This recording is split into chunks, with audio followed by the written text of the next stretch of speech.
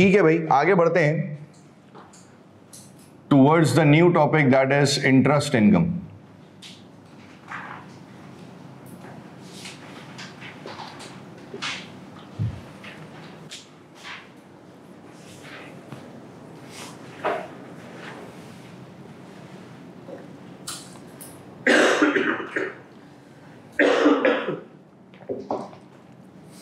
अच्छा, interest income से related हम ये बात याद रखें कि पेपर में we don't need to calculate the amount of interest income. Paper में हमें इंटरेस्ट इनकम कैलकुलेट करने के लिए नहीं आती है। पेपर में वो हमेशा इंटरेस्ट इनकम हमें कैलकुलेट करके देगा, सही ना। उसने इंटरेस्ट इनकम आपको कैलकुलेट करके देनी है, अमाउंट वो आपको इंटरेस्ट इनकम की सवाल में बता देगा।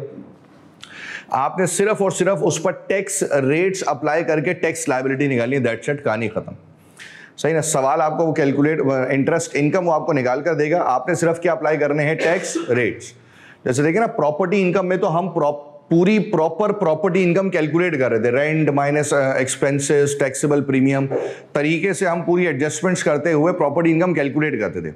यहां पर मैंने आपको कहा कि इंटरेस्ट इनकम कैलकुलेट नहीं करनी होगी, सवाल में गिवन होगी, सिर्फ क्या अप्लाई करने हैं, टैक्स रेट्स अप्लाई करने हैं, तो उससे क्या कैलकुलेट हो जाएगी, टैक्स लायबिलिटी कैलकुलेट हो जाएगी। जैसे देखिए फॉर एग्जांपल, आपको जब सवाल में इंटरेस्ट इनकम गिवन होगी तो पहले मैं सारी इंटरेस्ट इनकम्स को प्लस कर लूंगा, तो हमारे पास कैलकुलेट हो जाएगी टोटल इंटरेस्ट इनकम।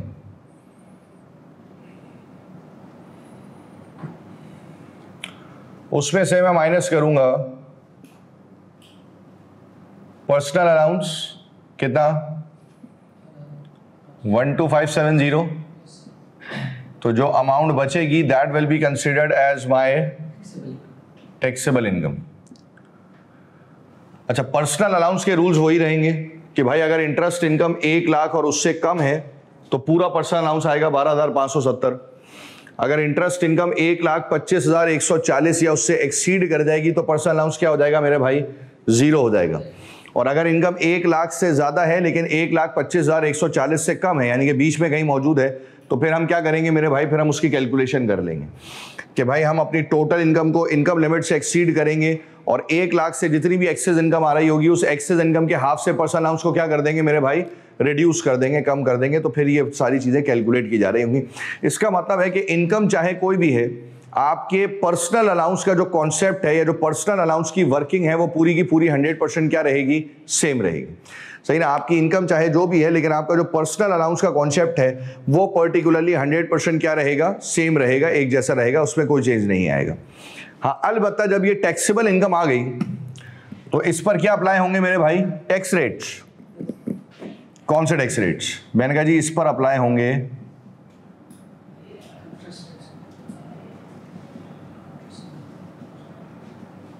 इंटरेस्ट के टैक्स रेट्स, सही ना। इस पर क्या अप्लाई होंगे, इस पर अप्लाई होंगे इंटरेस्ट के टैक्स रेट्स।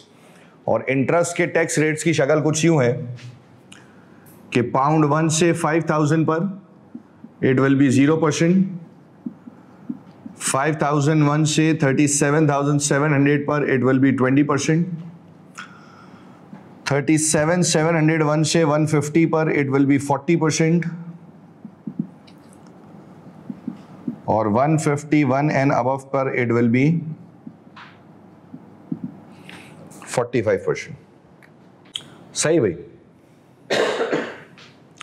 पहले 5,000 पर 0, फिर 5,001 से 37,700 पे 20, 37,701 से 150 पर 40 और 151 एंड अबव पर 45% के टैक्स रेट्स अप्लाई हो रहे होंगे। और स्लैब्स इस्तेमाल करना हमें आते हैं।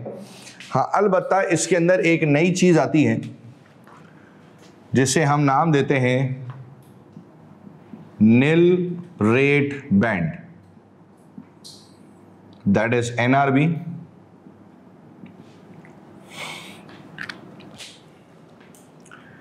एनआरबी की यूटिलाइजेशन क्या है ये फिलहाल अभी हम आगे चलकर समझेंगे, लेकिन पहले एनआरबी के अमाउंट्स को समझ लेते हैं कि भाई नील रेट बैंड की अमाउंट है pound 1,000 for the basic tax payer, pound 500 for the higher taxpayer, और pound 0 for the additional taxpayer। Basic tax payer के लिए एनआरबी की अमाउंट 1000 है, हायर टैक्स पेयर के लिए एनआरबी की अमाउंट 500 है, और एडिशनल टैक्स पेयर के लिए एनआरबी की अमाउंट कितनी है मेरे भाई? पाउंड 0 है।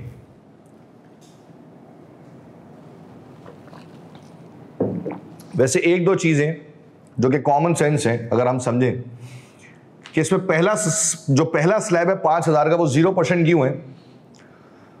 ये मैंने कल वाली क्लास में भी आपसे डिस्कस किया था कि देखें एचएमआरसी ना लोगों को इनकरेज कर रहा है कि तुम पैसा फिक्स डिपॉजिट के तौर पे बैंक में रखो और तसल्ली से सूद खाओ। ये तो पढ़ कर आए ना, वैल्यू ऑफ मनी। पैसा जितना बैंक्स में रहेगा उसकी वैल्यू उतनी बढ़ती चली जाएगी, और जितना वो मार्केट में रिवॉल्व हो रहा होगा उसकी वैल्यू उतनी क्या होती जाएगी? कम होती चली जाएगी, रिड्यूस होती चली जाएगी। तो देयर बेसिक टारगेट के यार लोग पैसा जो है ना वो बैंक से निकालकर अपने पास ना रखें या मार्केट में रिवॉल्व ना करें, बल्कि वो पैसा ज्यादा किसके पास होना चाहिए? बैंक्स के पास होना चाहिए। इस वजह से उन्होंने कहा कि भाई मार्केट से पैसा बैंक में लाने का तरीकाकार ये है कि हम लोगों को इस चीज पर इनकरेज कर रहे हैं कि भाई तुम पैसा फिक्स डिपॉजिट के तौर पर रखो, इंटरेस्ट खाओ, इंटरेस्ट इनकम खाओ, और उस इंटरेस्ट इनकम के पहले 5000 पर टैक्स भी ना देना, हमारी तरफ से ये क्या है? एक तरीके से माफ है। तो जब उनको लगेगा कि यार इस 5000 पर टैक्स भी नहीं देना, मतलब पर्सनल अलाउंस तो मिल ही रहा है 12570 का, लेकिन उसके अलावा मजीद 5000 पर टैक्स कितना परसेंट है मेरे भाई? 0% है। तो वो ज्यादा इनकरेज होंगे towards the fix deposit account, वो ज्यादातर पैसे रखवाएंगे फिक्स डिपॉजिट के तौर पर और इंटरेस्ट इनकम पर रिलाई करेंगे। इस वजह से ये कॉन्सेप्ट जनरेट किया गया। अच्छा, फिलहाल इन अमाउंट्स का क्या करना है उससे पहले जरा समझ ले। देखो इनकम के हिसाब से ना हमने हर बंदे को एक टैक्स स्टेटस प्रोवाइड करना होता है। Basic taxpayer, higher taxpayer, additional taxpayer, ये असल में क्या है? ये असल में टैक्स स्टेटस है, ठीक है ना? ये असल में क्या है मेरे भाई? ये असल में आपके टैक्स स्टेटस है। जैसे फॉर एग्जांपल अगर आप 20% का टैक्स पे कर रहे हैं तो you will be considered as basic taxpayer. यानी कि अगर आपकी इनकम 37,700 या फिर उससे कम है तो आप मेरी नजर में क्या माने जाएंगे मेरे भाई? मेरी नजर में आप बेसिक टैक्स पेयर है, मेरी नजर में आपका स्टेटस बेसिक टैक्स पेयर वाला है। 40% है तो हायर टैक्स पेयर, 45% है तो एडिशनल टैक्स पेयर। इसका मतलब है कि इनकम के पॉइंट ऑफ व्यू से मैं सामने वाले इंडिविजुअल को एक टैक्स स्टेटस प्रोवाइड करूंगा कि मेरी नजर में आपका टैक्स स्टेटस क्या है। अगर आपकी इनकम 37,700 और उससे कम है तो मेरी नजर में you will be considered as a basic taxpayer. मैं आपको बेसिक टैक्स पेयर कंसिडर कर रहा हूं। मैंने कहा जी ठीक है, थैंक यू। अगर 37,701 से 150 के दरमियान है तो मैं आपको कंसिडर करूंगा हायर टैक्स पेयर। और अगर आपकी इनकम 1.5 लाख से एक्सीड कर दी जाती है तो मेरी नजर में you will be considered as additional taxpayer. फिर आप एडिशनल टैक्स पेयर कंसिडर किए जा रहे होंगे, सही ना? Then you will be considered as additional taxpayer. ये बात हम याद रखेंगे। तो ये टैक्स स्टेटस है जो कि हम एक इंडिविजुअल को प्रोवाइड करते हैं। और याद रहे कि these tax status are provided on the basis of the taxable income. Tax status का फैसला किस पर होगा मेरा भाई? टैक्स स्टेटस का फैसला टैक्सेबल इनकम के ऊपर होगा। टैक्स स्टेटस का फैसला किसके ऊपर होगा? टैक्सेबल इनकम के ऊपर होगा। यानी कि आपके पास जो टैक्सेबल इनकम आएगी उसकी बेसिस के ऊपर फैसला किया जाएगा। ये बात याद रखना, क्योंकि कभी कभार ये होता है कि टोटल इनकम को देखें ना आप, तो टोटल इनकम के हिसाब से आप हायर टैक्स पेयर होते हैं, लेकिन जब उसमें से पर्सनल अलाउंस माइनस कर देते हैं तो आप बेसिक टैक्स पेयर बन जाते हैं। तो इस वजह से ये बात आपको याद रखनी होगी कि यार मेरा फैसला या मेरी डिसीजन मेकिंग असल में किस पर होनी चाहिए। तो मैंने आपको बताया कि भाई आपकी डिसीजन मेकिंग मेनली किस पर होनी चाहिए? टैक्सेबल इनकम पर।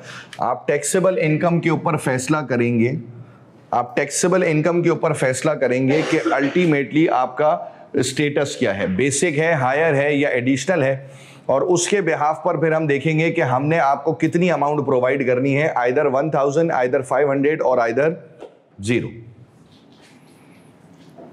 क्या ये बात क्लियर है? फॉर एग्जाम्पल सवाल ने आपसे कहा कि भाई टोटल इंटरेस्ट इनकम है 48,000 and you have to calculate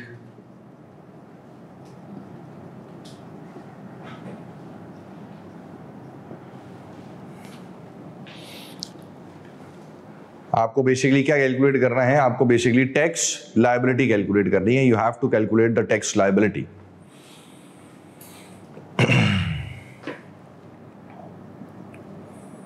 जरा बोर्ड पर देख लें। मैंने कहा भाई टोटल इंटरेस्ट इनकम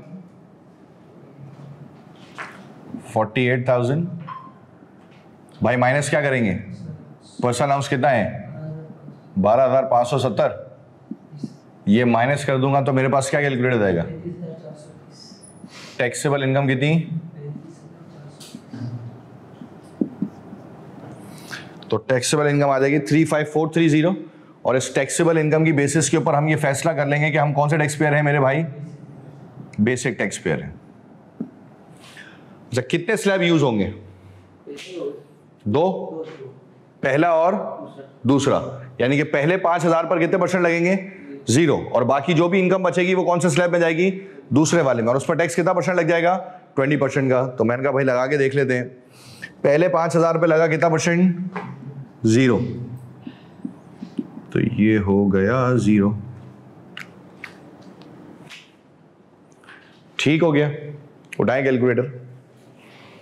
35,430 में से पहले 5,000 पर रेट्स लग गए, एक्सेस बताओ क्या बचा, 30,430, और 30,430 ने कौन से स्लैब में जाना था, दूसरे स्लैब में, और दूसरे स्लैब में जाकर उस पर टैक्स कितना परसेंट लगना था मेरे भाई, 20% का। लेकिन जब मैं उस पर 20% का टैक्स लगाने जा रहा था ना, तो फिर मेरे कान में एक आवाज आती है जिसका नाम था NRB, और उसने कहा कि NRB nil rate, nil rate का मतलब है 0, नील रेट बैंड का मतलब है कि तुम्हारे पास एक और स्लैब है, और ये स्लैब तुम्हें प्रोवाइड किया जाएगा according to your tax status. Because you are a basic taxpayer, तो मैं तुम्हारे एडिशनल 1,000 की अमाउंट पर मजीद कोई टैक्स रिसीव नहीं करूंगा। यानी कि 5,000 तो माफ है, लेकिन तुम्हारे टैक्स स्टेटस के बिहाफ पर 1,000 की माफी और है, यानी कि मजीद 1,000 के ऊपर भी कितना परसेंट लगेगा मेरे भाई, 0%। And that 1,000 is of a nil rate band. अगर बेसिक टैक्स पेयर हो तो 5,000 के बाद मजीद 1,000 पर कोई टैक्स नहीं देना, तो वो 1,000 पर भी 0% हो जाएगा। इसका मतलब है कि 5,000 और 1,000 टोटल कितने पे लग गया, 6,000 पर, आउट ऑफ 35,430, आउट ऑफ 35,430। तो मुझे एडिशनल बता दो क्या बचा, 29,430, कितना परसेंट, 20%, 5,886। तो 5,886 will be considered as our tax liability। कोई सवाल है तो पूछ ले, नहीं तो छाप लें।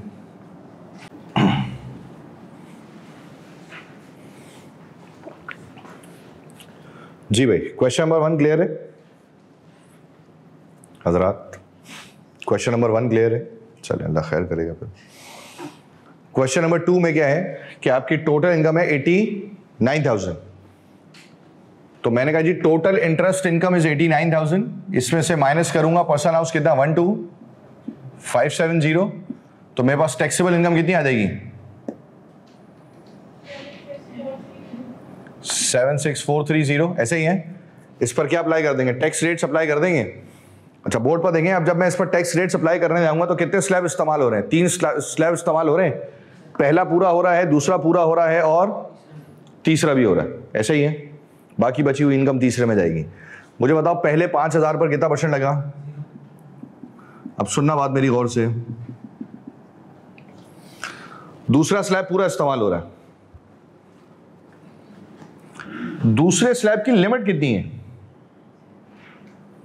37,700, तो नहीं होगी, क्योंकि 37,700 उस वक्त होती जब ये 1 से स्टार्ट होता, ये बेसिकली 5,000 से स्टार्ट हो रहा है। तो इसका मतलब है कि मुझे दूसरे स्लैब की लिमिट निकालनी होगी, और दूसरे स्लैब की लिमिट निकालने के लिए मैं 37,700 में से 5,000 को क्या कर दूंगा, माइनस कर दूंगा।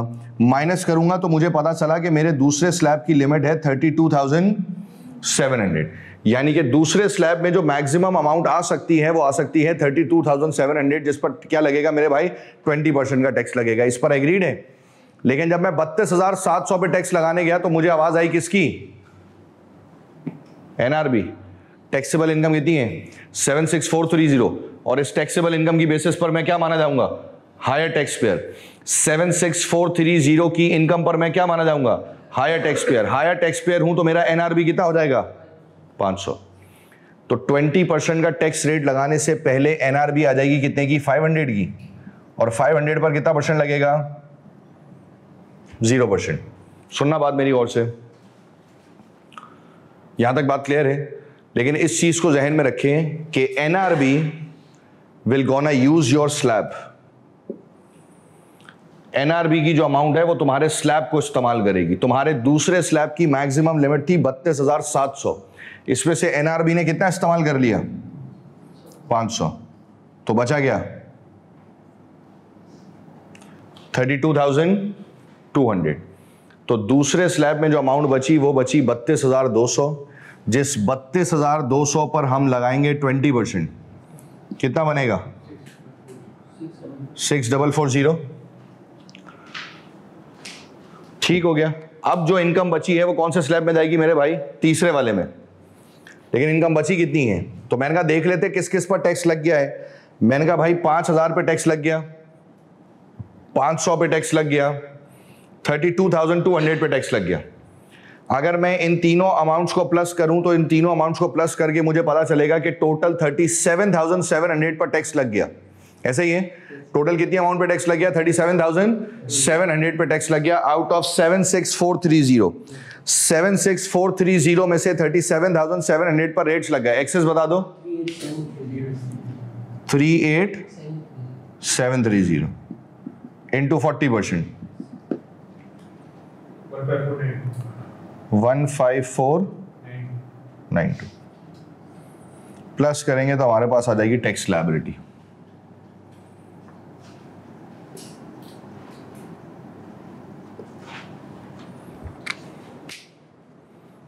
कोई सवाल है तो पूछ लें, वरना कॉपी करके क्वेश्चन नंबर 3 स्टार्ट कर दें। जी भाई, आया क्वेश्चन नंबर 3 का आंसर क्या आया, 38032, यही आ रहा है।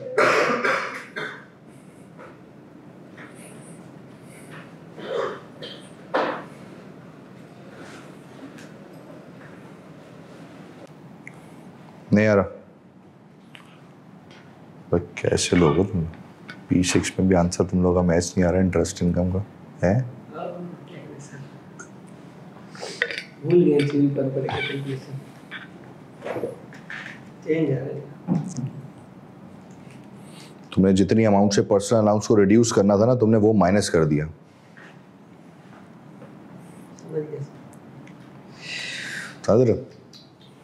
ये बेटा सुबह सुबह ये जो समन बॉन्ड होती है ना, ये उसका कमाल होता है।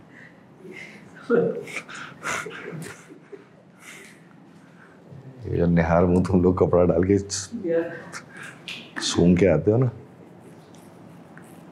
ये उसकी वजह से हो रहा है।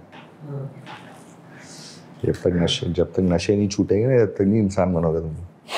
अच्छा जी, 1,19,500 टोटल इनकम थी, और इसमें से हमने पर्सनल अलाउंस माइनस करना था। पर्सनल अलाउंस की वर्किंग होती 1,19,500 को मैं कंपेयर करता कितने से मेरे भाई, 1 लाख से। कंपैरिजन में मेरे पास आती एक्सेस इनकम, और ये एक्सेस इनकम कितनी आती, 19,500। और मेरा पर्सनल अलाउंस रिड्यूस होना था एक्सेस इनकम के हाफ से। मैं 19,500 को डिवाइड कर देता किससे, 2 से। मैं 19,500 को डिवाइड कर देता किससे, 2 से, बहुत ही बेहतरीन और जालिमाना तरीके से। तो जब मैं इसको 2 से डिवाइड करता तो मेरे पास क्या बचता, क्या आता, 9750। तो मेरा पर्सनल अलाउंस जो है वो रिड्यूस हो जाएगा 9750 से। मेरा पर्सनल अलाउंस था 12,570, 9750 से रिड्यूस होगा तो ये बचेगा 2820। ऐसे ठीक है, तो पर्सनल अलाउंस बचा 2820। टोटल इनकम में से पर्सनल अलाउंस माइनस करूंगा तो मेरे पास आ जाएगा 1116,680। 1,16,680 की जो है ना वो टैक्सेबल इनकम बचेगी। और फिर रेट्स आपको पता है कि सिंपल तरीके से अप्लाई हो जाएंगे। पहले 5,000 पर 0, हायर टैक्स पेयर है तो एनआरबी कितने का मिलेगा, 500 का, उस पर भी 0 लग जाएगा। फिर दूसरे स्लैब में जो अमाउंट बचेगी वो बचेगी 32,200 की, उस पर कितना परसेंट लग जाएगा मेरे भाई, 20%। और जो एक्सेस इनकम बचेगी वो ऑटोमेटिकली तीसरे स्लैब में जाएगी, जो कि कितनी बचेगी, 72,550, 72,550 तीसरे स्लैब में जाएगा, 40% का टैक्स रेट अप्लाई होगा और उस पर टैक्स रेट अप्लाई होकर फाइनल आंसर आ जाएगा 38032 का। ऐसे ही है, ठीक हो गया। एक आखिरी सवाल निपटा दें फिर हम आगे बढ़ जाते हैं। Total interest income is 178,000। जी भाई 64,062,060।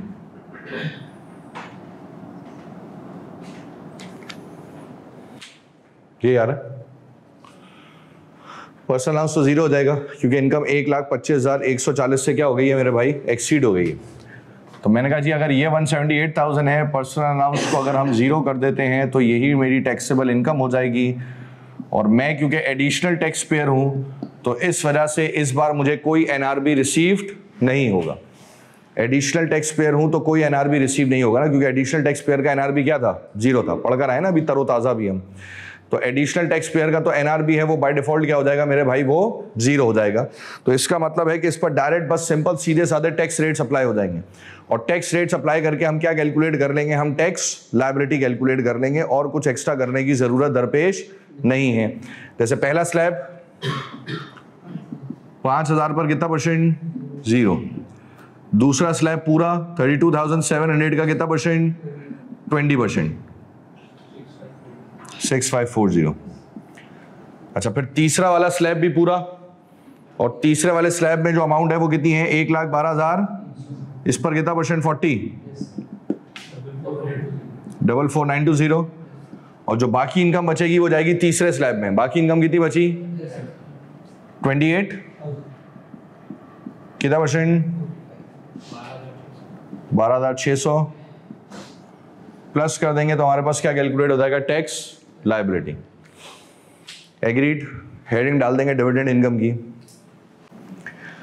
अच्छा डिविडेंड इनकम तो हमें पता ही है ना, अगर हमने किसी कोटेड कंपनी के शेयर्स परचेज किए हुए हैं तो साल के आखिर में जब उस कंपनी को प्रॉफिट होता है और वो प्रॉफिट जब वो अपने शेयर होल्डर्स के दरमियान डिस्ट्रीब्यूट करती है तो that income is known as your dividend income. सही ना। उस इनकम को हम बेसिकली किसका नाम दे रहे होते हैं, उस इनकम को हम बेसिकली डिविडेंड इनकम का नाम दे रहे होते हैं। ये बात हमें पता है, इसमें तो कोई दो राय नहीं है। ठीक हो गया जी। अच्छा यहां पर भी इंटरेस्ट इनकम वाली कहानी है कि हमें डिविडेंड इनकम ना कैलकुलेट करने की जरूरत नहीं है। डिविडेंड इनकम आपको सवाल में गिवन होगी। Dividend income will be given in the question. आपने सिर्फ और सिर्फ उस डिविडेंड इनकम के ऊपर क्या अप्लाई करने हैं, आपने सिर्फ और सिर्फ उसके डिविडेंड इनकम के ऊपर टैक्स रेट्स अप्लाई करने हैं। आपने डिविडेंड इनकम के ऊपर क्या अप्लाई करने हैं मेरे भाई, टैक्स रेट्स अप्लाई करने हैं, और कुछ करने की जरूरत नहीं होगी।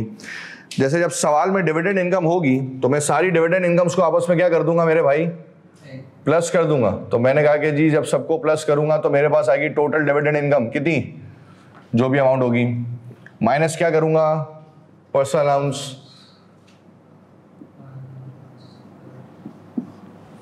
विद द सेम रूल्स जो कि अभी हम पढ़कर आए हुए हैं। ये माइनस करूंगा तो जो अमाउंट हमारे पास बचेगी that will be your taxable income. और इस पर फिर हम क्या अप्लाई कर देंगे मेरे भाई, इस पर हम अप्लाई कर देंगे टैक्स रेट्स। इस पर हम क्या अप्लाई करेंगे, टैक्स रेट्स। कौन से टैक्स रेट्स, मैंने कहा जी डिविडेंड के tax rates.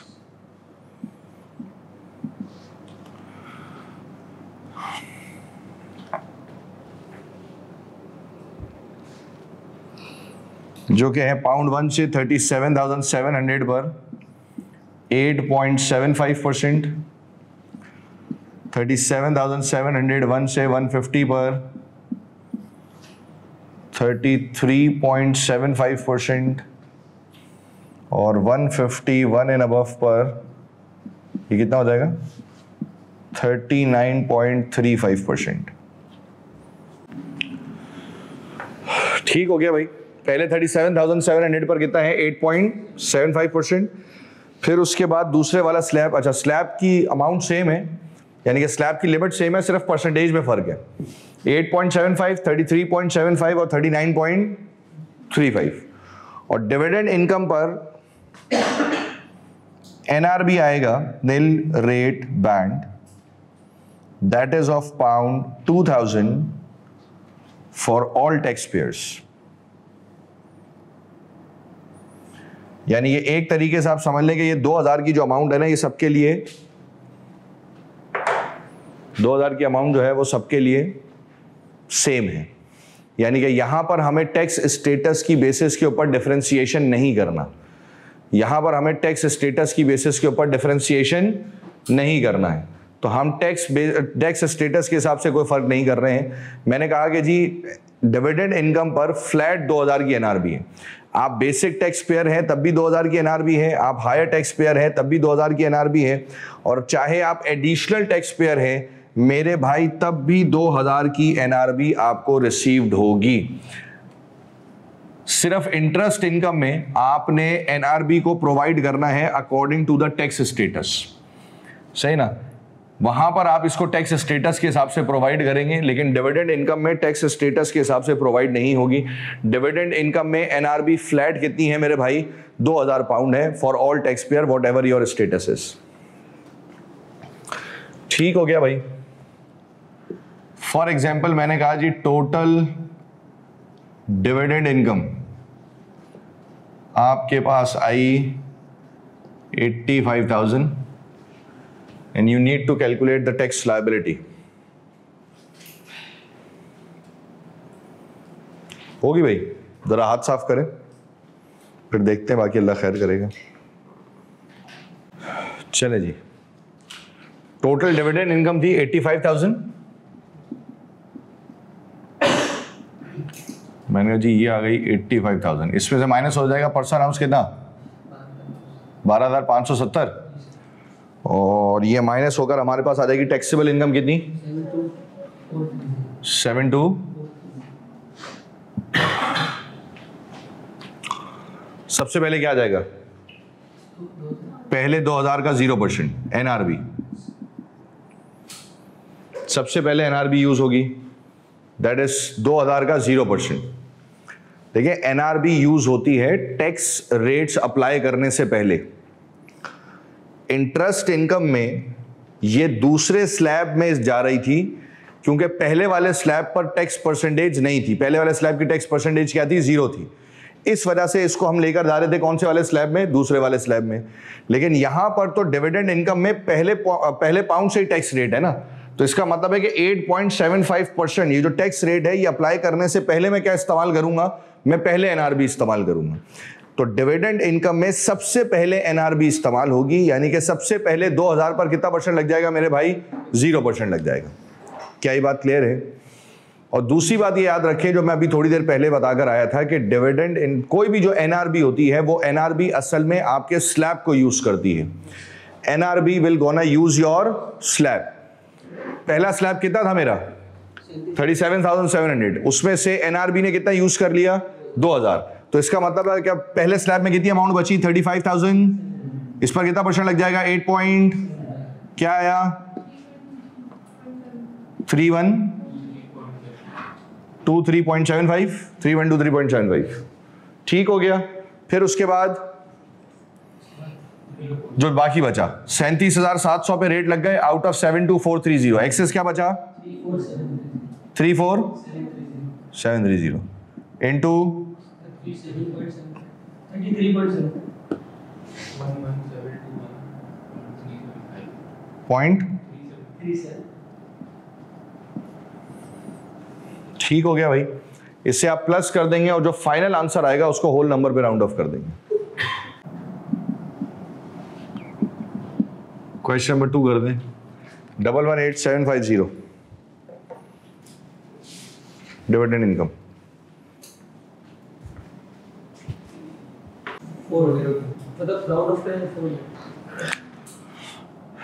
29402।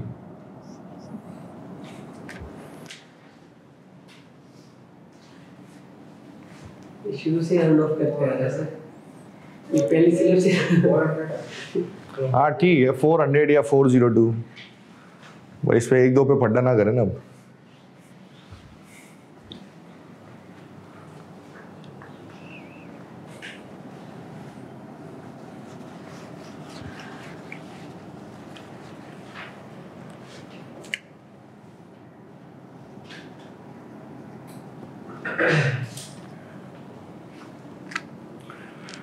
Question number 3, 189,000 total dividend income, tax liability निकालना। डन। क्या आंसर आया? 56,372।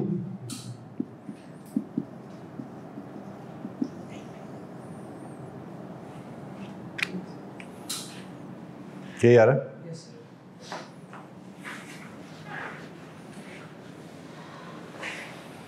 चेक कर लें भाई जरा तमाम अफराद। पर्सन हाउस 0 देगा, पहले 2000 पर 0, फिर 35,700 पर 8.75, फिर दूसरा वाला स्लैब पूरा यूज हो रहा है तो 1,12,300 पर 33.75, और जो इनकम बचेगी वो कौन से वाले स्लैब में जाएगी मेरे भाई? आखिरी स्लैब, यानी कि तीसरे स्लैब में चली जाएगी, और उस पर टैक्स लग जाएगा कितने का? 39.35% का। क्या ये बात क्लियर है यहाँ तक? कोई मसाइल? वह नमाज पढ़ के वापस आ रहे हैं, फिर आगे कंटिन्यू कर रहे हैं। चलें जी, प्रॉपर्टी इनकम हमने निपटा दिया, इंटरेस्ट हमने निपटा दिया, और साथ साथ हमने डिविडेंड इनकम को भी कवर अप कर लिया। तो 3 इनकम्स हमने कवर अप कर ली। लेकिन देखिए, इन 3 इनकम्स के बाद सबसे पहला सवाल मैंने HMRC से पूछा कि देखिए, हमने इन तीनों इनकम्स के ऊपर, दैट इज प्रॉपर्टी, इंटरेस्ट और डिविडेंड, तीनों पर टैक्स रेट्स अलग अलग थे, सही ना? प्रॉपर्टी इनकम पर 20, 40, 45, फिर इंटरेस्ट पर आए 0, 20, 40, 45, फिर इसी तरीके से जब हम डिविडेंड पर आए तो 8.75, 33.75 और 39.35% जो है ना वो टैक्स रेट्स अप्लाई किए गए। तो मैंने कहा मसला ये है कि चले इंडिविजुअली तो हम इनकम्स के ऊपर टैक्स लगाना सीख गए, यानी कि अगर एक पर्टिकुलर इंडिविजुअल की सिर्फ प्रॉपर्टी इनकम है तो हमें पता है टैक्स कैसे लगाना है, अगर उस पर्टिकुलर इंडिविजुअल की सिर्फ इंटरेस्ट इनकम है तो भी हमें पता है टैक्स कैसे लगाना है, या सिर्फ डिविडेंड इनकम है तो हमें पता है कि टैक्स कैसे लगाना है। व्हाट इफ अगर एक पर्टिकुलर इंडिविजुअल हमारे पास आता है और वो कहता है कि यार मेरे पास ये तीनों इनकम्स हैं, कंबाइन इनकम्स, एक पर्टिकुलर इंडिविजुअल के पास प्रॉपर्टी भी है, इंटरेस्ट भी है और डिविडेंड भी है, और मुझे तीनों इनकम्स के ऊपर 22-23 के टैक्स ईयर में कंबाइंड टैक्स अप्लाई करना है, मुझे कंबाइंड टैक्स लायबिलिटी कैलकुलेट करनी है। तो सवाल यह है कि फिर मेरे पास कंबाइंड टैक्स लायबिलिटी कैलकुलेट करने के क्या रूल्स एंड रेगुलेशंस हैं? जाहिर सी बात है कि जब मैं कंबाइंड टैक्स लगाने जाऊंगा तो थोड़ा बहुत माइनस है तो डिफरेंस आएगा ना। अब तक हमने इंडिविजुअल टैक्सेशन सीखी है, अगर हमारे पास कंबाइंड इनकम आएगी तो क्या करेंगे? उसके लिए HMRC ने कहा देखो, सबसे पहले तो हमें यह बात समझनी है कि एक यूके रेजिडेंट यूके में रहते हुए कितनी लीगल इनकम्स अर्न कर सकता है। यानी कि अगर मैं यूके में रह रहा हूं, मैं यूके रेजिडेंट हूं, तो सबसे पहला सवाल यह है कि मैं यूके के अंदर रहते हुए कितनी लीगल इनकम्स को अर्न कर सकता हूं। तो मुझे पता चला कि भाई मैं यूके में रहते हुए टोटल 6 लीगल इनकम्स को अर्न कर सकता हूं। मैं यूके में रहते मैं टोटल कितनी इनकम्स को अर्न कर सकता हूं? 6 लीगल इनकम्स को अर्न कर सकते हैं, स्टार्टिंग विथ जो हमने सबसे पहले पढ़ा, दैट इज प्रॉपर्टी इनकम है। फिर अगर मैं जॉब कर रहा हूं तो उसके अगेंस्ट में मुझे जो पैसे मिलेंगे वो क्या होगी? एम्प्लॉयमेंट इनकम होगी। बिजनेस कर रहा हूं तो उसके अगेंस्ट में जो पैसे मिलेंगे वो क्या होंगे? ट्रेडिंग इनकम होंगे। फिर हमने एक चीज पढ़ ली इंटरेस्ट इनकम, फिर एक चीज पढ़ ली डिविडेंड इनकम, और फिर एक छठी चीज है दैट इज कैपिटल गेन्स। अब हमने पर्टिकुलरली क्या किया? हमने पर्टिकुलरली पहले ये हिसाब लगाया कि एक पर्टिकुलर इंडिविजुअल अगर यूके के अंदर रह रहा है तो वो यूके में रहते हुए कितनी लीगल इनकम्स अर्न कर सकता है। तो उसके अगेंस्ट में जब हमने लिस्ट बनाई तो हमें पता चला कि एक पर्टिकुलर इंडिविजुअल यूके में रहते हुए टोटल कितनी लीगल इनकम्स अर्न कर सकता है मेरे भाई? 6।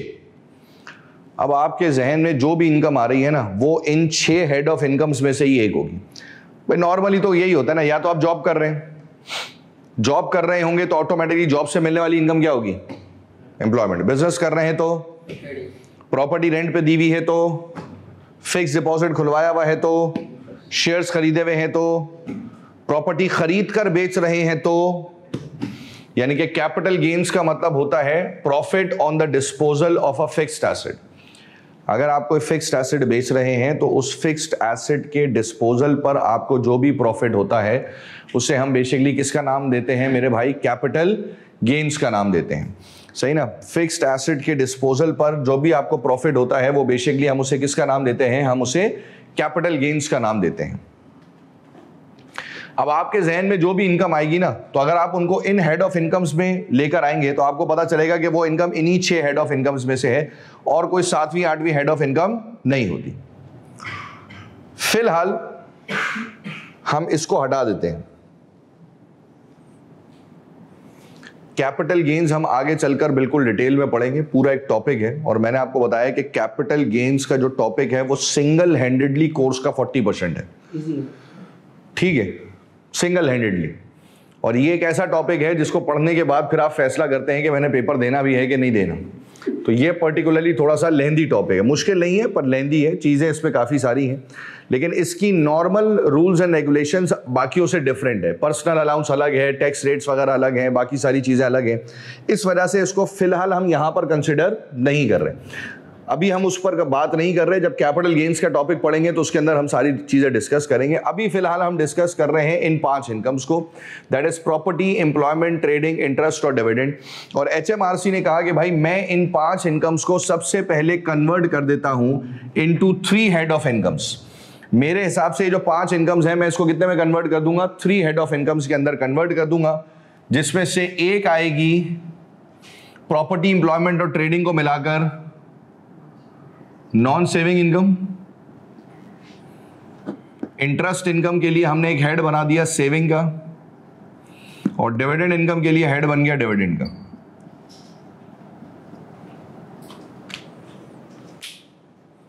पांच हेड ऑफ इनकम्स, सही है भाई। नॉन सेविंग, सेविंग और डिविडेंड। हमने 5 हेड ऑफ इनकम्स को अपने हिसाब से HMRC के हिसाब से कितने हेड ऑफ इनकम्स में तोड़ दिया? 3 में। नॉन सेविंग में हम कितने लेकर आ गए मेरे भाई? 3 चीजें लेकर आ गए, क्या क्या? प्रॉपर्टी, एम्प्लॉयमेंट और ट्रेडिंग। सेविंग के लिए यानी कि इंटरेस्ट इनकम के लिए हमने एक हेड बना दिया किसका? सेविंग का। और डिविडेंड के लिए हमने हेड बनाया किसका? डिविडेंड का। अब HMRC ने कहा देखो अब क्या मसला है, अगर मेरे पास कोई एक पर्टिकुलर इंडिविजुअल कोई एक हेड ऑफ इनकम लेकर आना ना, फिर तो जिंदगी के मसाइल अलग है, वो हम पढ़कर आ चुके हैं। अगर एक बंदा अगर कहता है कि मेरे पास सिर्फ नॉन सेविंग इनकम है, तो मुझे सिर्फ नॉन सेविंग इनकम के ऊपर टैक्स लगाना आता है, ठीक है ना। अगर एक पर्टिकुलर इंडिविजुअल आता है और वो कहता है कि जी मेरे पास सिर्फ सेविंग इनकम है, तो मुझे सेविंग इनकम पर टैक्स लगाना आता है। कोई कहता है मेरे पास सिर्फ डिविडेंड इनकम है, तो मुझे डिविडेंड इनकम पर टैक्स लगाना आता है। मसला ये है कि जब एक पर्टिकुलर इंडिविजुअल आकर मुझे ये कहानी सुनाएगा कि यार मेरे पास एक से ज्यादा हेड ऑफ इनकम्स हैं, तो एक से ज्यादा हेड ऑफ इनकम्स में हालात थोड़े से क्या हो जाएंगे मेरे भाई? कशीदा हो जाएंगे। जैसे हो सकता है कि एक पर्टिकुलर इंडिविजुअल आए और वो कहे कि मेरे पास तीनों हेड ऑफ इनकम्स हैं। तीनों हेड ऑफ इनकम्स का मतलब है नॉन सेविंग भी है, सेविंग भी है और डिविडेंड भी है, या नॉन सेविंग और सेविंग है, या फिर नॉन सेविंग और डिविडेंड है। मतलब हम फंस जाएंगे उस सिचुएशन में कि जब किसी इंडिविजुअल के पास एक से ज्यादा हेड ऑफ इनकम होगा। तो अगर किसी इंडिविजुअल ने आकर HMRC को कहा कि मेरे पास एक से ज्यादा हेड ऑफ इनकम्स हैं या तीनों हेड ऑफ इनकम्स हैं और मुझे बताएं कि टैक्स लायबिलिटी कैसे कैलकुलेट होगी, तो इन दैट पर्टिकुलर केस हम टैक्स लायबिलिटी कैलकुलेट करने के लिए इस्तेमाल करते हैं प्रोफॉर्मा को।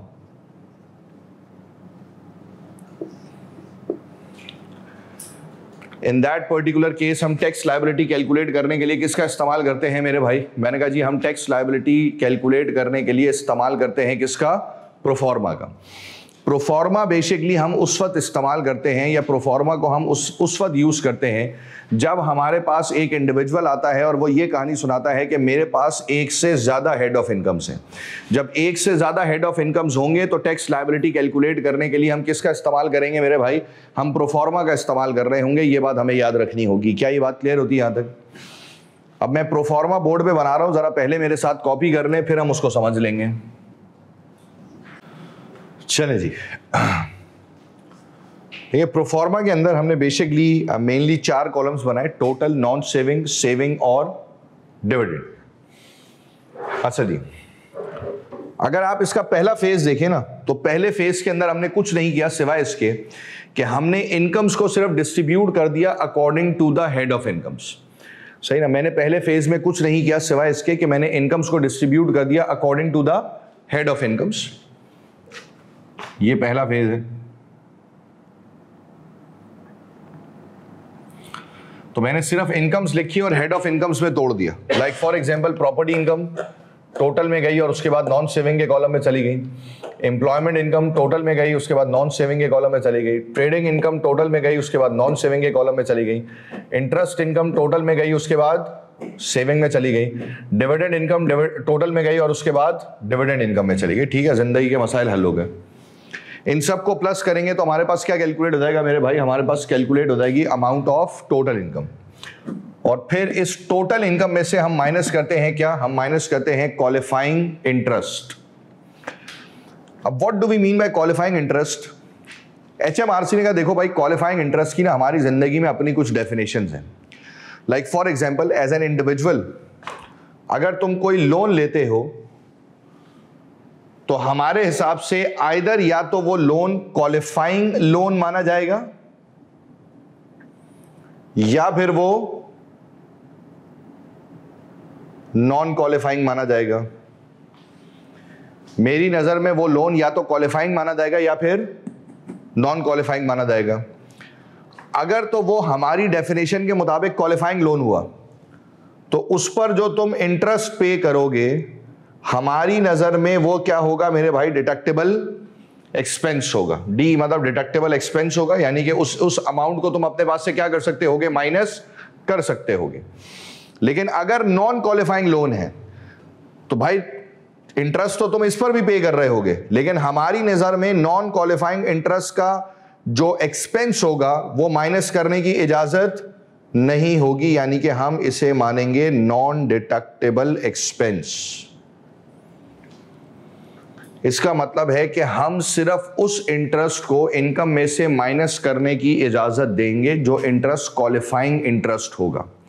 सही ना? जो इंटरेस्ट बेसिकली क्या होगा मेरे भाई? क्वालिफाइंग इंटरेस्ट होगा, हमारी डेफिनेशन को फुलफिल कर रहा होगा, हमारी बात सुन रहा होगा, मान रहा होगा, तो उसे माइनस करने की इजाजत दी जाएगी। उसके अलावा और कोई चीज माइनस करने की इजाजत ना होवे है। ठीक हो गया? तो मैंने कहा भाई क्वालिफाइंग इंटरेस्ट है कौन सा? हाँ, उसने कहा देखो उसके लिए जो है ना हमने कुछ चंद डेफिनेशंस लिखी हुई हैं, उसके लिए हमने कुछ चंद रूल्स एंड रेगुलेशंस बनाए हुए हैं और उन्हीं रूल्स एंड रेगुलेशंस की बेसिस के ऊपर हम उसे क्या मानते हैं? उन्हीं रूल्स एंड रेगुलेशंस की बेसिस के ऊपर हम उसे क्वालिफाइंग इंटरेस्ट मानेंगे। उन्हीं रूल्स एंड रेगुलेशंस की बेसिस के ऊपर हम उसे क्या मानेंगे मेरे भाई? हम उसे क्वालिफाइंग इंटरेस्ट मान रहे होंगे। एग्रीड है? पक्की बात है? तो मैंने कहा भाई वो क्या है? उसने कहा सबसे पहले तो ये समझें कि हमारी नजर में जो क्वालिफाइंग इंटरेस्ट है ना, ये दो लोगों के मुताबिक है। Qualifying interest with respect to employee और qualifying interest with respect to employer. सही ना? एक होगा qualifying interest with respect to employee और दूसरा होगा qualifying interest with respect to employer. तो सबसे पहले मैंने उससे कहानी पूछी कि भाई विद रिस्पेक्ट टू एम्प्लॉय में क्या होगा? उसने कहा देखो फॉर एग्जांपल, अगर एक पर्टिकुलर इंडिविजुअल किसी ऑर्गेनाइजेशन में काम कर रहा है और वो लोन लेता है कहीं से भी, किसी भी फाइनेंशियल इंस्टीट्यूशन से, किसी रिश्तेदार से, चाहे एम्प्लॉयर से, वो किसी से भी लोन लेता है और उस लोन के ऊपर वो क्या पे कर रहा है? इंटरेस्ट पे कर रहा है। लेकिन वो लोन उसने इस मकसद से लिया है कि वो उस लोन से एक ऐसा एसेट परचेज करेगा जिस एसेट को वो अपनी जॉब में इस्तेमाल कर रहा होगा। सही ना? वो एक ऐसा एसेट परचेज करेगा जिस एसेट को वो किस में इस्तेमाल करेगा? अपनी जॉब में इस्तेमाल करेगा। तो ऐसे लोन को मैं क्वालिफाइंग लोन मानूंगा, ऐसे लोन को मैं क्वालिफाइंग लोन मानूंगा और ऐसे लोन के ऊपर वो जो एम्प्लॉय इंटरेस्ट पे कर रहा होगा, मेरी नजर में that interest will be considered as your deductible expense. उस अमाउंट को हम डिडक्टेबल एक्सपेंस कंसिडर कर रहे होंगे, उस अमाउंट को मैं डिडक्टेबल एक्सपेंस मानकर चलूंगा। यह बात हमें याद रखनी होगी। एम्प्लॉय ने लोन लिया है इस मकसद के साथ कि वो उस लोन से एक ऐसा एसेट परचेज करेगा जिस एसेट को वो किस में इस्तेमाल करेगा मेरे भाई? अपनी जॉब में इस्तेमाल करेगा। तो ऐसे लोन के ऊपर वो जो भी इंटरेस्ट पे करेगा, एचएमआरसी की डेफिनेशन में वो क्या माना जाएगा मेरे भाई? वो क्वालिफाइंग इंटरेस्ट माना जाएगा। And qualifying interest will be considered as your deductible expense, यानी कि उस पूरी अमाउंट को आपको माइनस करने की इजाजत होगी, वो डिडक्टेबल एक्सपेंस माना जाएगा। ऐसा ही है? तो इसका मतलब है कि इसके अलावा, इस डेफिनेशन के अलावा बाकी जितने भी लोन होंगे वो क्या माने जाएंगे? Non qualifying. अगर वो लोन इस डेफिनेशन को फुलफिल कर रहा है तो वो क्वालिफाइंग होगा। अगर कोई लोन इस डेफिनेशन को फुलफिल नहीं कर रहा तो वो क्या माना जाएगा मेरे भाई? वो नॉन क्वालिफाइंग माना जाएगा। डेफिनेशन को फुलफिल करेगा तो क्वालिफाइंग है, डेफिनेशन को फुलफिल नहीं करेगा तो वो क्या माना जाएगा? वो नॉन क्वालिफाइंग माना जाएगा। इस बात को हमने याद रखना होगा। क्या ये बात क्लियर है? तो आपने जो प्रोफॉर्मा बनाया ना, उसके नीचे हेडिंग डाल के जरा इसकी डेफिनेशन लिख लें। Qualifying interest with respect to employee.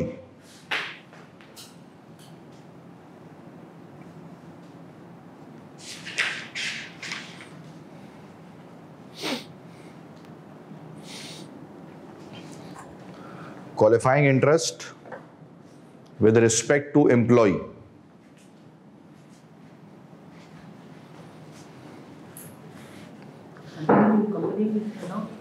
आएंगे, सब जज्बात पे काबू रखें। A loan taken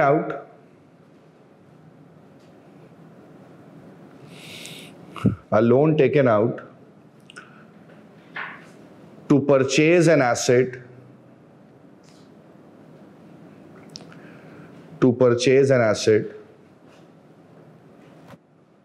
that will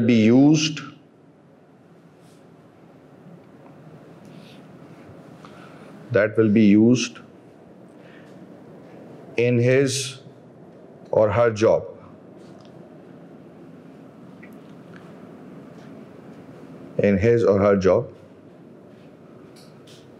That loan will be known as the qualifying loan.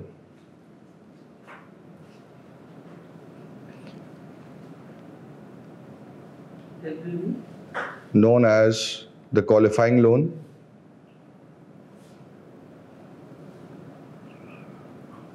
Full stop. And interest paid on this loan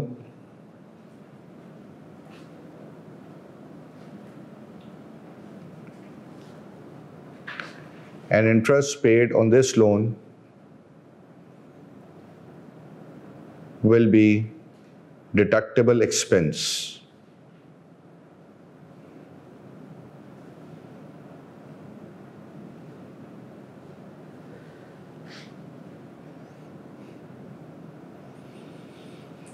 ठीक हो गया भाई, सिंपल सी कहानी मैंने आपको बता दी है कि आपने कोई लोन लिया है एक ऐसा एसेट खरीदने के लिए जिस एसेट को आप किस में इस्तेमाल करेंगे मेरे भाई? जॉब में इस्तेमाल करेंगे। तो उस लोन के ऊपर आप जो भी इंटरेस्ट पे करेंगे, that interest will be considered as your qualifying interest, और वो क्वालिफाइंग इंटरेस्ट आपका क्या होगा? 100% डिडक्टेबल एक्सपेंस कंसिडर किया जाएगा। वो क्वालिफाइंग इंटरेस्ट आपका 100% डिडक्टेबल एक्सपेंस कंसिडर किया जाएगा। एक। दूसरा, इन केस पार्शियल यूज है, आपने एक ऐसा एसेट खरीदा है जिसका पार्शियल यूज है, कुछ हिस्सा आप जॉब में इस्तेमाल कर रहे हैं और कुछ आपका पर्सनल है, तो जितना प्रोपोर्शन आप जॉब में इस्तेमाल कर रहे हैं ना, इंटरेस्ट भी फिर उसी प्रोपोर्शन के हिसाब से डिडक्ट होगा। जैसे फॉर एग्जांपल मान लें कि आपने एक लैपटॉप परचेज किया और सवाल में उसका रेशो गिवन है 70% जॉब और 30% प्राइवेट। 70% आप जॉब में इस्तेमाल कर रहे हैं और 30% आप किस में इस्तेमाल कर रहे हैं? अपने पर्सनल यूज के लिए इस्तेमाल कर रहे हैं। तो फिर पूरे 22-23 के टैक्स ईयर का जो भी इंटरेस्ट बनेगा, उस इंटरेस्ट में से मैं अपने पास से कितना माइनस करूंगा मेरे भाई? 70% की अमाउंट माइनस करूंगा। यानी कि फिर मैं उस इंटरेस्ट को भी उसी प्रोपोर्शन के हिसाब से माइनस करूंगा जितना परसेंट एसिड मैं अपनी जॉब में इस्तेमाल कर रहा हूं। पर्सनल यूज वाली अमाउंट को माइनस करने की इजाजत नहीं है। पर्सनल यूज वाली अमाउंट को माइनस करने की इजाजत नहीं है। तो इसमें दोनों चीजें आ सकती हैं। एक तो यह है कि आपने एसेट खरीदा है जिसको आप 100% अपनी जॉब में इस्तेमाल कर रहे हैं, तो पूरा इंटरेस्ट 100% क्या होगा मेरे भाई? आपका डिडक्टेबल एक्सपेंस होगा, वो वैल्यू माइनस हो जाएगी। फिर आप आएंगे दूसरे पे कि भाई आपने एक एसेट खरीदा है जिसका 70% या जो भी प्रोपोर्शन है, 70% आप अपनी जॉब में इस्तेमाल कर रहे हैं, 30% प्राइवेट यूज है, तो मेरे भाई फिर इंटरेस्ट भी कितना परसेंट माइनस होगा? उतना परसेंट ही माइनस होगा जितना परसेंट एसेट आप किस में इस्तेमाल कर रहे हैं? जॉब में इस्तेमाल कर रहे हैं। 70% जॉब में इस्तेमाल हो रहा है तो इंटरेस्ट एक्सपेंस का 70% माइनस होगा।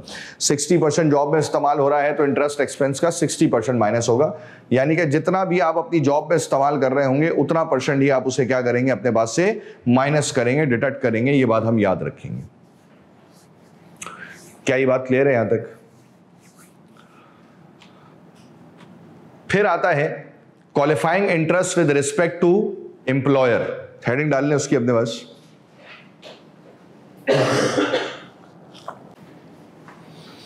ठीक है, सिंपल सी कहानी आप समझ लेंगे तो फिर आपका मसला हल हो जाएगा, फिर आप वो लिख लीजिएगा आराम से।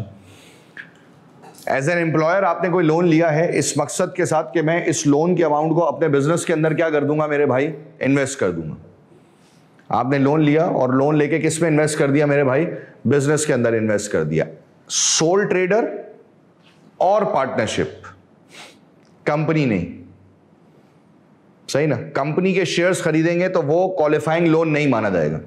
क्वालिफाइंग लोन सिर्फ दो कंडीशन में माना जाएगा कि आपने लोन लेकर सिर्फ दो काइंड्स ऑफ ऑर्गेनाइजेशन में इन्वेस्ट किया है, या तो सोल ट्रेडर बिजनेस में इन्वेस्ट किया है, या फिर किस में इन्वेस्ट किया है मेरे भाई, पार्टनरशिप बिजनेस के अंदर इन्वेस्ट किया है। या सोल ट्रेडर बिजनेस के अंदर इन्वेस्ट किया है या पार्टनरशिप बिजनेस के अंदर इन्वेस्ट किया है। तो ऐसे बिजनेसेस के अंदर अगर आपने अमाउंट इन्वेस्ट की है तो उसे हम बेसिकली किसका नाम देंगे, उसे हम क्वालिफाइंग इंटरेस्ट का नाम देंगे। इसका मतलब है कि क्वालिफाइंग इंटरेस्ट के अंदर क्या शामिल नहीं होगा, मैंने कहा जी क्वालिफाइंग इंटरेस्ट के अंदर कंपनी शामिल नहीं होगी, सही ना। कंपनी को हम कंसिडर नहीं करेंगे, कंपनी को शामिल नहीं करेंगे। सोल ट्रेडर बिजनेस माना जाएगा या फिर क्या माना जाएगा मेरे भाई, पार्टनरशिप बिजनेस जो है ना वो कंसिडर किया जाएगा। क्या ये बात क्लियर होती है? तो जरा लिख लेंगे अपने पास। A loan taken out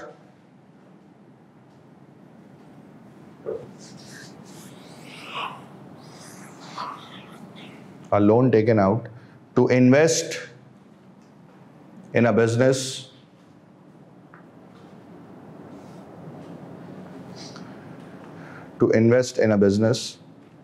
that is sole trader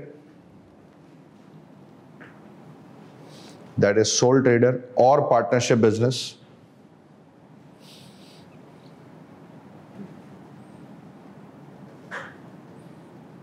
is known as qualifying loan.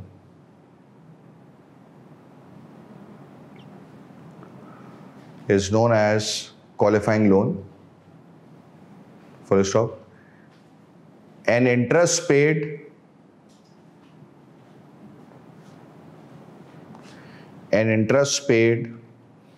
on this loan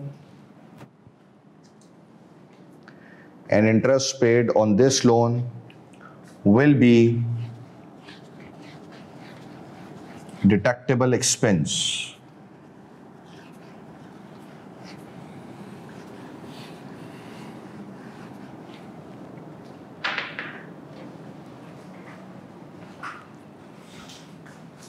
ठीक हो गया भाई? अच्छा जी, अब जरा एक कहानी सुनेंगे, इंपॉर्टेंट है। एम्प्लॉई ने अगर कोई लोन लिया है और उसने कोई एसेट परचेज किया है जो अपनी जॉब में इस्तेमाल कर रहा है, तो वो लोन क्वालिफाइंग है और उसका इंटरेस्ट माइनस होगा। कब तक माइनस होगा? देखो, उसका इंटरेस्ट उस वक्त तक माइनस होता रहेगा जब तक वो लोन पूरा वापस नहीं कर देता। जाहिर सी बात है ना, लोन जब पूरा वापस होगा तभी तो इंटरेस्ट खत्म होगा ना। जब तक लोन आपके पास एग्जिस्ट कर रहा है तब तक तो फिर आप हर साल उसके ऊपर क्या पे करते रहेंगे, इंटरेस्ट पे करते रहेंगे। तो इसका मतलब है कि लोन आपके पास, जब आप लोन पूरा वापस कर देंगे, रिटर्न कर देंगे, तब आपका इंटरेस्ट जीरो हो जाएगा, तो फिर आप उसको माइनस करना छोड़ देंगे। अब जब तक आपके पास लोन है तब तक क्वालिफाइंग इंटरेस्ट माइनस होता रहेगा। 2 साल, 4 साल, 8 साल, 12 साल, what ever the number of year is, उससे हमारा कंसर्न नहीं। तुमने जितने साल के लिए भी लोन लिया है ना, हर साल क्वालिफाइंग इंटरेस्ट क्या होगा, माइनस होगा।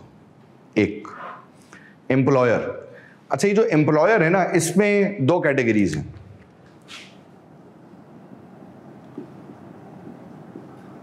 एम्प्लॉयर ने लोन लिया और वो लोन बिजनेस में इन्वेस्ट कर दिया कैश की शक्ल में। एक एम्प्लॉयर ने लोन लिया, लोन लेकर उस लोन से एक एसेट खरीदा और उस एसेट को बिजनेस में इन्वेस्ट किया। 2, यानी कि यहां पर कैटेगराइजेशन कितनी है मेरे भाई, 2 कैटेगराइजेशन। मैंने जो आपको डेफिनेशन लिखवाई है ना, वो ये वाली है। मैंने जो आपको डेफिनेशन लिखवाई है वो कौन सी वाली है मेरे भाई? वो कैश वाली डेफिनेशन है। कैश वाली डेफिनेशन का मतलब क्या है कि आपने लोन लिया और पूरा का पूरा कैश उठाकर इन्वेस्ट कर दिया किसके अंदर? बिजनेस के अंदर। आइदर सोल ट्रेडर बिजनेस या फिर आइदर पार्टनरशिप बिजनेस, जो भी है, चाहे वो सोल ट्रेडर है या चाहे वो पार्टनरशिप बिजनेस है, लेकिन आपने वो पूरी अमाउंट उठाकर क्या कर दी? आपने वो पूरी अमाउंट उठाकर इन्वेस्ट कर दी कैश की शक्ल में। तो आपका क्वालिफाइंग लोन है, क्वालिफाइंग इंटरेस्ट है, माइनस होता रहेगा जब तक आपका लोन पूरा 100% वापस नहीं हो जाता। ये तो एक कंडीशन हो गई। लेकिन दूसरी कंडीशन ये है कि अगर आपने कैश इन्वेस्ट नहीं किया, आपने क्या इन्वेस्ट किया मेरे भाई? बैंक से लोन लिया, एक एसेट खरीदा, एसेट खरीद कर बिजनेस में इन्वेस्ट कर दिया। HMRC ने कहा क्वालिफाइंग लोन है, इसका इंटरेस्ट माइनस होगा। लेकिन यह बात याद रखें कि फिक्स्ड एसेट के केस में जो क्वालिफाइंग इंटरेस्ट है वो माइनस हो सकता है मैक्सिमम 4 टैक्स ईयर्स।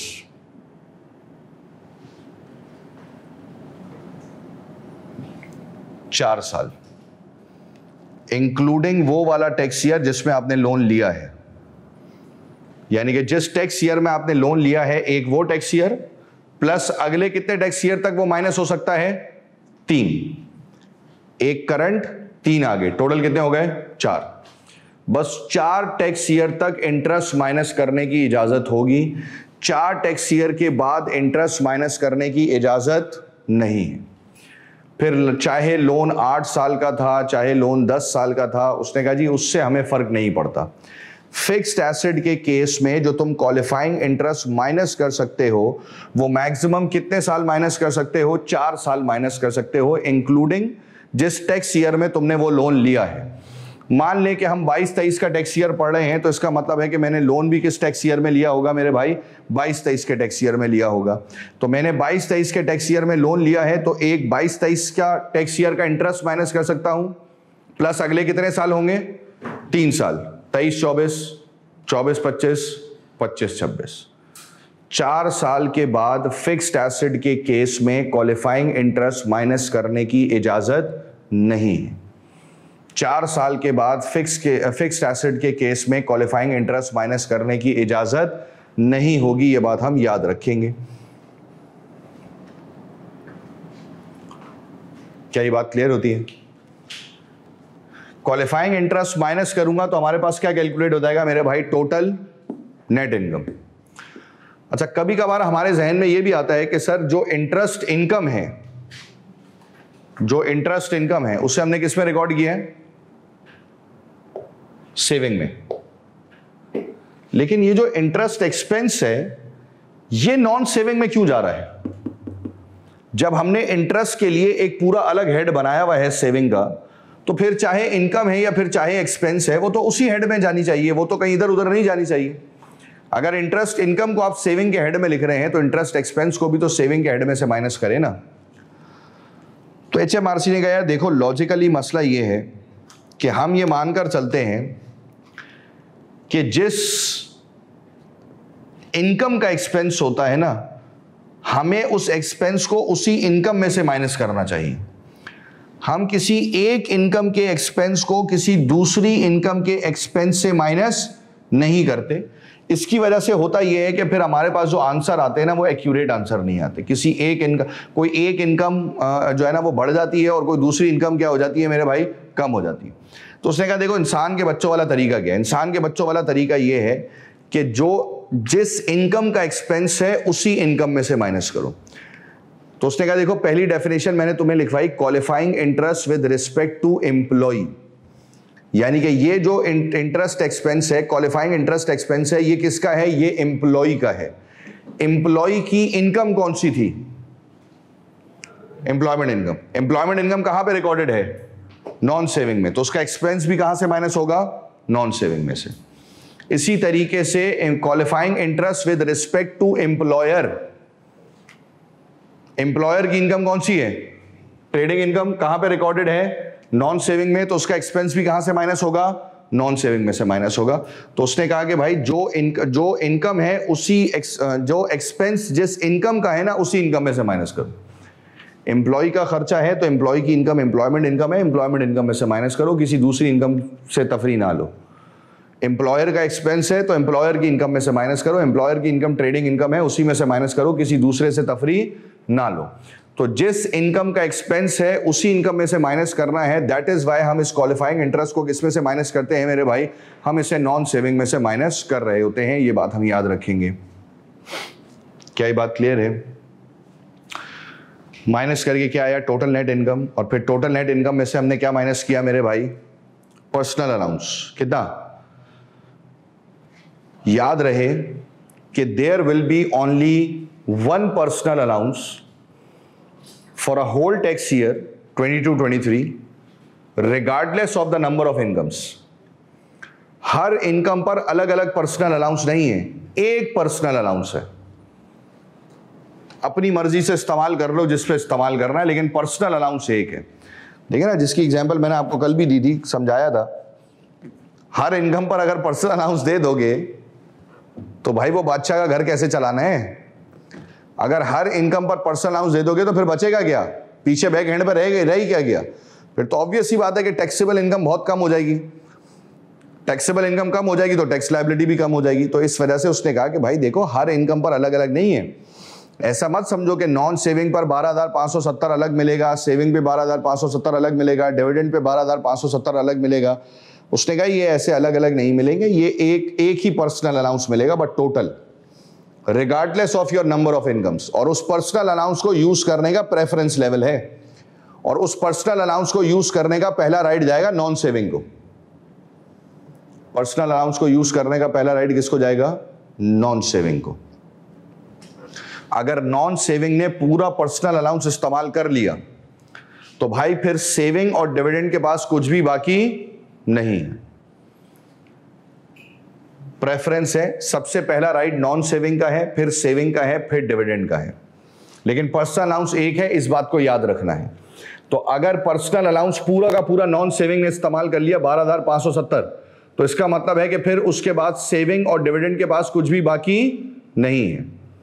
तो फिर सेविंग के पास भी कोई पर्सनल अलाउंस नहीं होगा और डिविडेंड के पास भी कोई पर्सनल अलाउंस नहीं होगा। हाँ, अलबत्ता इन केस ऐसी सिचुएशन है कि उसने पर्सनल अलाउंस पूरा इस्तेमाल नहीं किया। मान ले नॉन सेविंग इनकम थी 6,000, कितनी थी? 6,000। तो यहां से जो पर्सनल अलाउंस माइनस होगा वो मैक्सिमम कितना माइनस होगा? 6,000 माइनस होगा। 12,570 में से 6,000 माइनस हो गया तो क्या बचा? 6,570। वो जो 6,570 बचा है वो ऑटोमेटिकली कहां चला जाएगा? सेविंग में। अगर सेविंग ने बाकी 6,570 इस्तेमाल कर लिया तो फिर डिविडेंड के पास कुछ नहीं जाएगा। लेकिन अगर सेविंग भी वो 6,570 इस्तेमाल नहीं कर सकी तो बाकी बचा हुआ कहां चला जाएगा मेरे भाई? डिविडेंड के पास चला जाएगा। तो वो इस तरीके से। लेकिन नॉर्मली नॉन सेविंग इस्तेमाल कर लेती है तो बेचारे सेविंग और डिविडेंड जो है ना वो मिस्कीनों की तरह देखते ही रह जाते हैं। तो नॉर्मली उनके पास पर्सनल अलाउंस नहीं जाता, ज़्यादातर नॉन सेविंग ही इस्तेमाल कर लेती है। और अगर आप 1 मिनट के लिए जहन में आंखें बंद करके टैक्स रेट्स घुमाएं, नॉन सेविंग के टैक्स रेट, सेविंग के टैक्स रेट्स और डिविडेंड के टैक्स रेट्स, तो जब मैं HMRC से फड्डा करने गया ना कि यार आपने खुद ही फैसला कर लिया कि पर्सनल अलाउंस नॉन सेविंग में से माइनस होगा, मुझसे तो पूछा ही नहीं, तो उसने कहा बैठ, तसल्ली रख, जज्बात पे काबू रख और जरा सोच, तो तुझे भी पता चलेगा कि नॉन सेविंग से ही माइनस करना ज्यादा बेनिफिशियल है। क्योंकि टैक्स सबसे ज्यादा किस पर पे हो रहा है? नॉन सेविंग पे, 20, 40 और 45, और उसमें कोई NRB भी नहीं है। सेविंग वाले का पहला स्लैब कितने का है? 5,000 का, कितना %? फिर उसके बाद NRB भी दे रहा हूं, तो टैक्स कम पे कर रहे हो तुम इंटरेस्ट इनकम पे। डिविडेंड के तो वैसे ही परसेंटेजेस कम है। डिविडेंड का पहला स्लैब कितना है? 8.75। सोच, नॉन सेविंग 20 है, डिविडेंड 8.75 है, तो कौन सी इनकम को कम करना ज्यादा बेहतर है? तो मैंने कहा भाई जिस पर परसेंटेज ज्यादा है उस इनकम को कम करना ज्यादा बेहतर है। तो उसने कहा हमने भी यही लॉजिक अप्लाई की है, इस वजह से हमने तुम्हें भाइयों वाला मशवरा ये दिया है कि तुम इस पर्सनल अलाउंस को सबसे पहले कहां से माइनस करो? नॉन सेविंग से। क्योंकि नॉन सेविंग में तुम्हारी टैक्स की परसेंटेजेस सबसे ज्यादा है। नॉन सेविंग में तुम्हारी टैक्स की परसेंटेजेस सबसे ज्यादा है, तो क्योंकि उसमें तुम्हारी टैक्स की परसेंटेजेस सबसे ज्यादा है तो उस अमाउंट को कम करना या रिड्यूस करना तुम्हारे लिए सबसे ज्यादा बेनिफिशियल कंसिडर किया जा रहा होगा। क्या ये बात क्लियर है यहां तक? कोई मसाइल, कोई सवाल? अच्छा, अब एक बात, पर्सनल अलाउंस कितना माइनस होगा? ये फैसला होगा इस इनकम पर, इस इनकम की अमाउंट पर फैसला होगा कि पर्सनल अलाउंस कितना माइनस होगा, 12,570, 0, या फिर हम कोई अमाउंट कैलकुलेट करेंगे, क्योंकि पढ़कर आए ना 1 लाख से कम इनकम है तो पूरा आएगा, 1,25,140 से ज्यादा है तो 0 हो जाएगा, उसके दरमियान है तो अमाउंट क्या होगी, कैलकुलेट होगी। तो मैं इंडिविजुअल इनकम्स नहीं देखूंगा मेरे भाई, मैं टोटल नेट इनकम देखूंगा, और इस टोटल नेट इनकम की बेसिस के ऊपर फैसला होगा कि सवाल में पर्सनल अलाउंस कितना आएगा। मैं टोटल नेट इनकम देखूंगा और टोटल नेट इनकम की बेसिस के ऊपर फैसला होगा कि पर्सनल अलाउंस कितना आएगा। तो पर्सनल अलाउंस माइनस करने के बाद मेरे पास क्या कैलकुलेट हो जाएगा, मेरे पास टैक्सेबल इनकम कैलकुलेट हो जाएगी। क्या ये बात क्लियर है?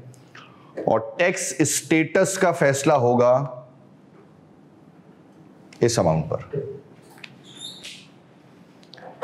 ये वाली जो टैक्सेबल इनकम है, इस पर मैं ये फैसला करूंगा कि सामने वाला इंडिविजुअल बेसिक टैक्स पेयर है, हायर टैक्स पेयर है, या फिर एडिशनल टैक्स पेयर है। सही ना? इस अमाउंट के ऊपर मैं ये फैसला करूंगा कि सामने वाला बेसिक टैक्स पेयर है, हायर टैक्स पेयर है, या फिर एडिशनल टैक्स पेयर है, ताकि उसके हिसाब से इंटरेस्ट इनकम के एनआरबी का फैसला किया जा सके, ताकि उसके हिसाब से इंटरेस्ट इनकम के एनआरबी का फैसला किया जा सकता हो। ये बात हम याद रखेंगे, बाकी अल्लाह खैर करेगा। क्लियर है भाई बात यहां तक? और उसके बाद फिर इस पर लगेंगे कंबाइंड टैक्स रेट्स। जब आप टैक्सेबल इनकम पूरी कैलकुलेट कर लेंगे तो टैक्सेबल इनकम कैलकुलेट करने के बाद आप इस पर क्या अप्लाई करेंगे, उसके बाद फिर आप इसके ऊपर अप्लाई करेंगे कंबाइंड टैक्स रेट्स, और कंबाइंड टैक्स रेट्स अप्लाई करके हमारे पास टैक्स लायबिलिटी कैलकुलेट हो रही होगी। अब ये कंबाइंड टैक्स रेट्स वाला हिस्सा हम पढ़ेंगे इंशाल्लाह नेक्स्ट क्लास में।